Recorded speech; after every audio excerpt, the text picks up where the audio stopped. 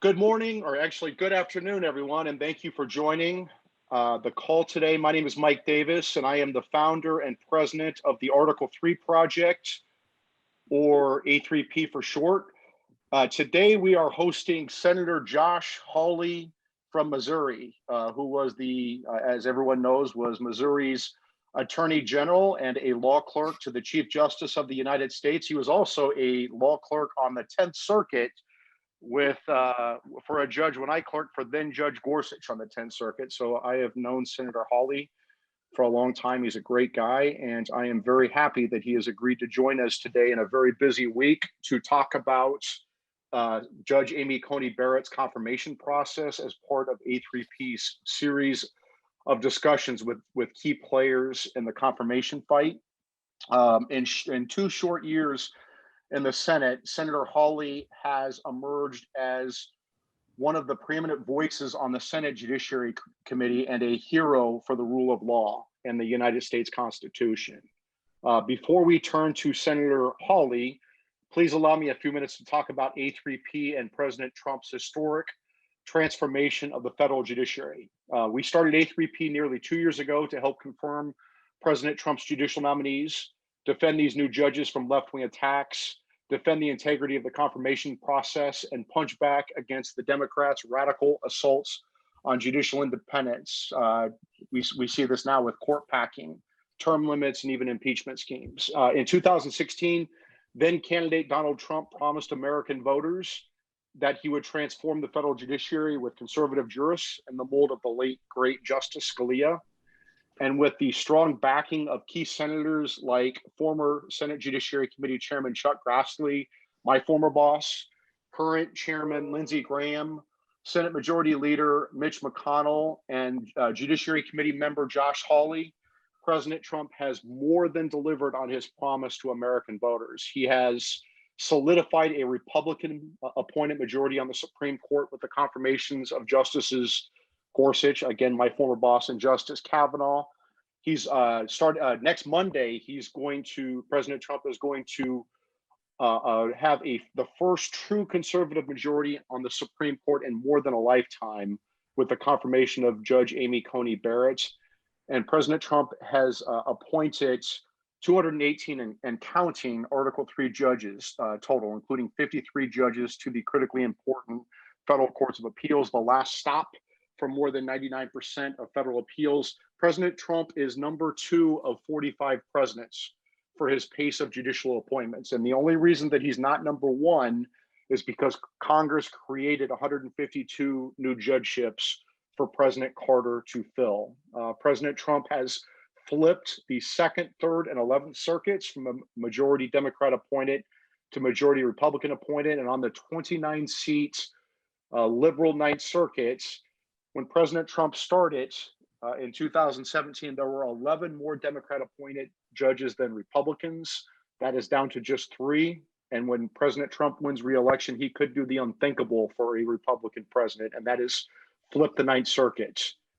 He could also flip every other federal circuit court in this country to conservative control, which means that it is much more likely that the rule of law will prevail in this country rather than the whims of some liberal activist judge. You can check out President Trump's historic success and his transformation of the federal judiciary at A3P's website.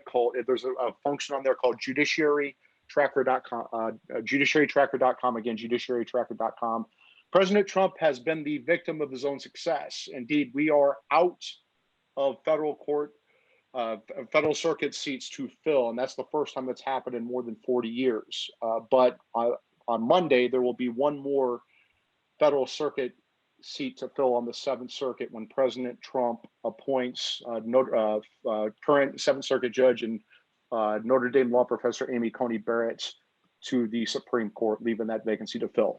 So this is how we're going to handle this. Senator Hawley is going to talk for a bit here, and then if you guys want to text me your questions so we don't get Zoom bombed, just text me your questions at 202-641-4251. Again, 202-641-4251. Text me your questions with your name and your outlet or affiliation, and I will go through those and ask Senator Hawley those questions. And with that, I will turn this over to Senator Hawley. Thank you very much. Thanks for having me. Thanks everybody for being here. I'll be brief in my comments so that we can get to the questions. As to Judge Barrett, soon to be Justice Barrett, I think it is the conventional wisdom by now that her performance before the committee last week was hugely impressive, hugely impressive. You know it is when even the Democrat members are saying that she turned in a stellar performance. And you could see it as the hearings progressed. The Democrats just couldn't get any traction in any of the attacks against her, partly because they're totally outrageous and implausible, and also because she was just such a star witness. I mean, to sit there without notes for 20 solid hours of back and forth questioning. She didn't flinch, she didn't back down, she didn't stumble.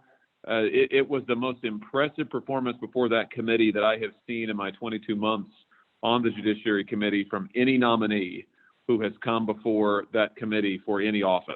So it was quite a virtuoso performance. And you can see it reflected in the sentiment of the American people. I mean, as the American people got a chance to meet her themselves through these hearings, their support for her confirmation has continued to climb. Large majorities of Americans now support her confirmation. You've seen the numbers, even with Democrats and independents, moving significantly towards support for her nomination. So I think that the verdict here is pretty clear. She will be confirmed in less than a week. And this is going to be a historic moment when it happens. I mean, for two reasons, I think. The first is that this confirmation, I hope, will stand for the principle that religious tests in American government and for the Supreme Court are unconstitutional and they are out. They will not succeed, and they will be met when they are attempted with fierce pushback. I spent a lot of time on the committee and the hearings calling out Democrats' attempts to impose a religious test on Judge Barrett, from Dianne Feinstein's infamous comments about the dogma living loudly within her to Senator Hirono's comments about her being a Catholic judge, to Senator Leahy's attempts to question her and criticize her and castigate her for speaking to Christian religious groups, including groups of Christian law students who Barrett went to speak to other members' attempts to Senator Durbin asking her if she was an Orthodox Catholic. And I think you could really see that even the Democrats were chastened. I mean, by the end of the hearings, they were desperately insisting that they didn't want to impose any religious tests, that they wouldn't ask any further about her faith. And I think we're feeling the burn, if you like, of their own religious bigotry coming back to bite them and having it held out to them and having it exposed before the American people. And I hope that this will, again, stand for the proposition, not just for future Supreme Court appointments, but for every appointment and nomination that comes before this committee, that an attempt to impose a religious test will be called out and it will be met with fierce pushback. And that is very, very significant.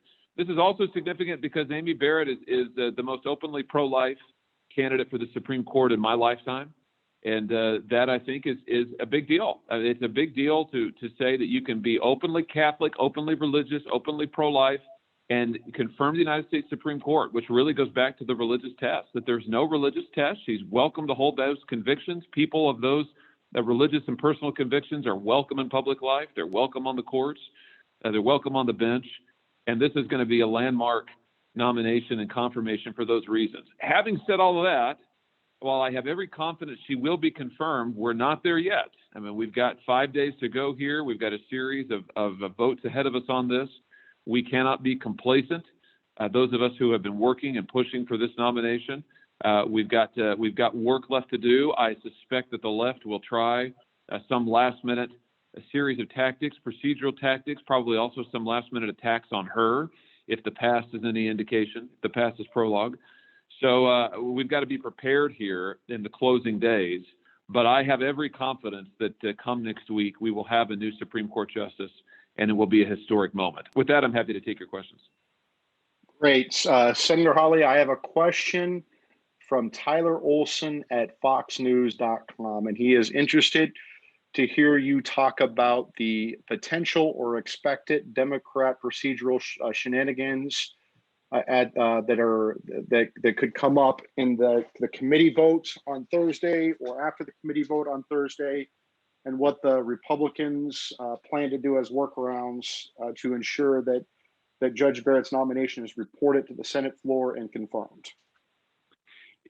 On the committee, it's interesting. The Democrats are clearly in quite a bit of disarray and infighting, and their attempts to depose their longstanding ranking member, Senator Feinstein, are really quite something to behold. They're out here attacking this senior female leader and tearing her limb from limb in public, which is really quite extraordinary.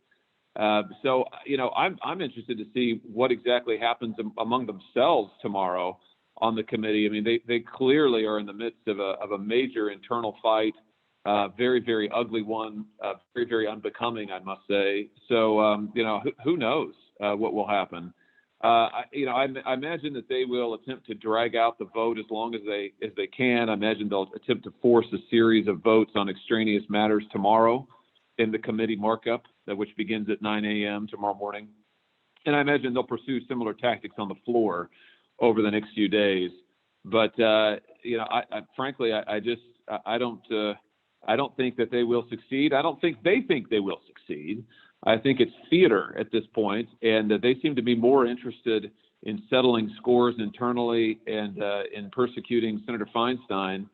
So it's an unfortunate thing to see, but I'll be interested to see what they do. And I don't know if they'll allow her to speak tomorrow in the committee. I don't know if they'll allow her to lead their opposition, or if they will give it to one of the men on the committee. So this will be interesting to see tomorrow.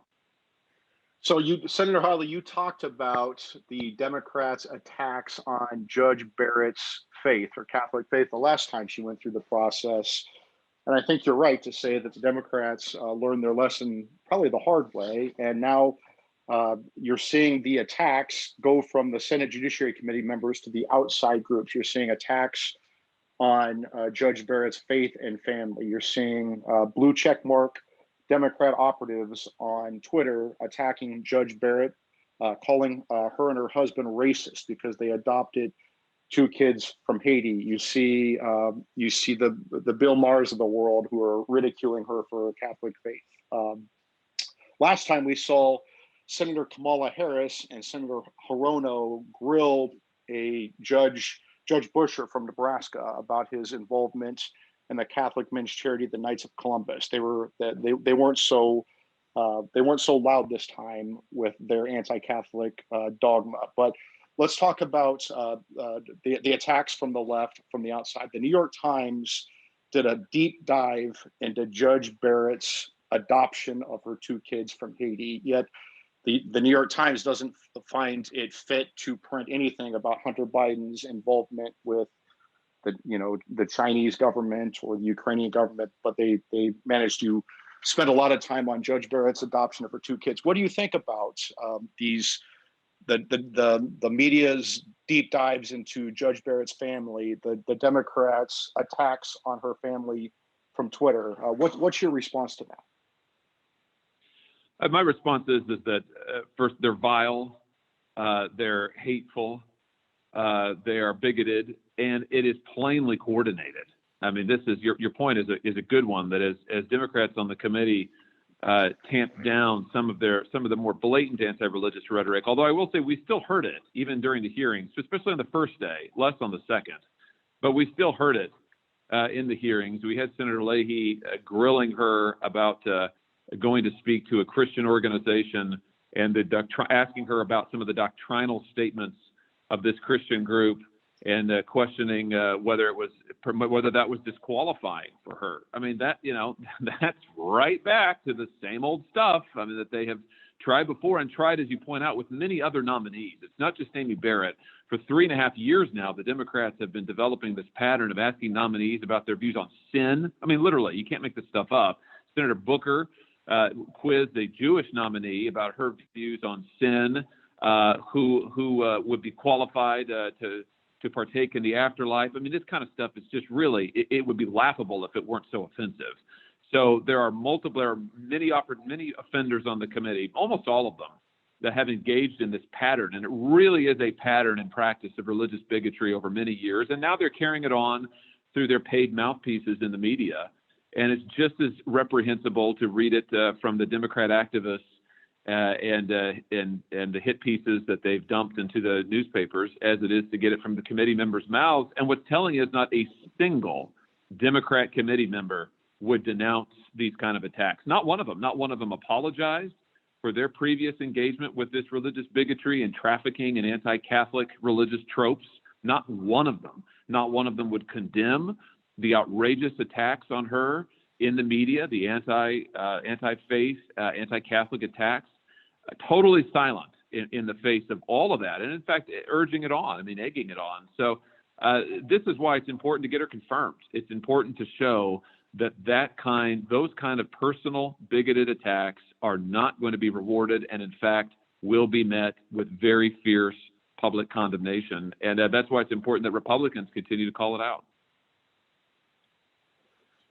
Let's talk about court packing, which is an issue that Vice President Biden and Senator Kamala Harris do not want to talk about. We have had 9 justices on the Supreme Court since 1869, more than 150 years ago, since right after the Civil War. The Democrats during the FDR tried to add new justices to the Supreme Court during the New Deal era.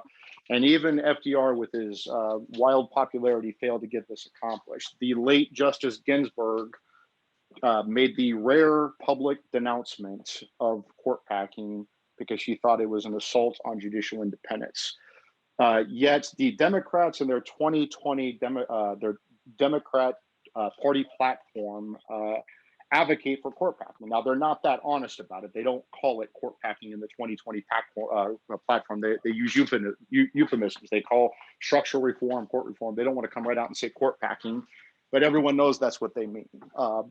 Yet we have Joe Biden, a presidential nominee a couple weeks before an election, and Kamala Harris, a vice presidential nominee a couple weeks before the election, refusing to answer the question of whether they're going to pack the Supreme Court if they're elected president, vice president, and they win the Senate and keep the House. Can you talk about court packing and your thoughts on court packing? I think court packing is plainly an attempt to undo the results of the last 2 elections, the election of 2016 and the election of 2018. 2016, the American people returned a Republican president, Republican Senate. 2018, they expanded that Senate majority. And what this is the Democrats saying, we don't like what the American people did, and we don't like the outcomes of those elections. So when we get power, we will structurally change the United States government to cancel out some of the key results of those elections, namely the judges, and reverse course and essentially override the outcome of past elections. If that happens, if they succeed in doing that, then it will be open season. I predict we'll end up with a court of 30 members. It will totally delegitimize the United States Supreme Court. It will insert that court. It will pull that court fully into the political process. The Democrats started this with their assault on Judge Robert Bork decades ago. When I was just a kid, they continued it with their assault on Justice Thomas. We saw the same thing with Justice Kavanaugh. They're threatening it now. They have for decades now, they have been attempting to destroy the independence of the judiciary and to pull the judiciary fully into politics and to attempt to control it. And this would be the last bridge. And what would happen here is if they pack the court, they will have burned the bridge behind them. They will have destroyed the last vestiges of independence of the judiciary, fundamentally changed the structure of American government. Of course, they also want to pack the Senate. That is very much part of their agenda as well. They want to admit new states for the sole purpose of packing Democrat votes into the Senate. So make no mistake, this is a radical project, fundamentally altering the structure of American government. And I shudder to think what the consequences of that will be. I'll just say this. I think it will make the controversies of the last 2 or 3 years look very tame by comparison. And it will make the public outcry of the last 2 or 3 years look very, very tame by comparison. I cannot imagine the voters of this country sitting idly by while these people try to cancel the results of elections. So we'll see. I hope that they don't do it. I think it would be a huge mistake. I'm in favor of taking steps to make sure that they are not able unilaterally to change the structure of American government. But I think it's a very real danger. Every now and then somebody says to me, "Well, you don't think they really mean this, right? It's just an election ploy." I think they absolutely mean it. I think it's one of the ways they're consoling their base about not stopping the Barrett nomination. Is they're saying, "Well, just when we get to power, then we'll just undo it essentially. And so don't be too upset because we'll just pack the court and we'll pack the Senate." And that would lead to, as I said before, the rigging of our democracy. That's what that would amount to. And it would be, as I say, that would be a truly, truly traumatic event for this country. So you talked about the Democrats' playbook in the Justice Thomas hearing, the Judge Bork's hearing. Judge Bork failed to get through the process. He got Bork's. Justice Thomas had an asterisk put next to his name that's been there for 29 years after the Democrats went after him for his confirmation hearing. We saw the Democrats play this playbook against Justice Kavanaugh, putting an asterisk next to his name. Actually, that was Christine Blasey Ford's attorney, Deborah Katz, actually admitted that was her goal, was to put an asterisk next to Justice Kavanaugh's name for when he ruled on abortion cases. Ryan Lovelace from the Washington Times wrote a book on this, Search and Destroy, and was able to report that. Let's talk about where we are in the confirmation process. I remember vividly on the Judiciary Committee as the staffer that after Kavanaugh's first hearing and before he was after he went through his first hearing, it was smooth sailing. We thought that it was going to be a fairly easy confirmation, and then the Democrats sprung on us these allegations of, 6 allegations, essentially accusing Justice Kavanaugh of serial gang rape in his teenage years and early 20s. Here we are, one day before the committee vote. The committee vote is scheduled for tomorrow. What do the Democrats have? I saw that there was a story reported on Yahoo News about people of praise, that the Democrats are claiming issues of sex abuse with people of praise. Again, anti-Catholic bigotry and dog whistling. What do you think the Democrats have? Do you think that they sit back and do nothing and let Judge Barrett get confirmed unscathed and then do the court packing, or do you think they try to bloody her up through this process? My view is that they will attempt to further slow down the process, and they will attempt to further attack her by any means at their disposal.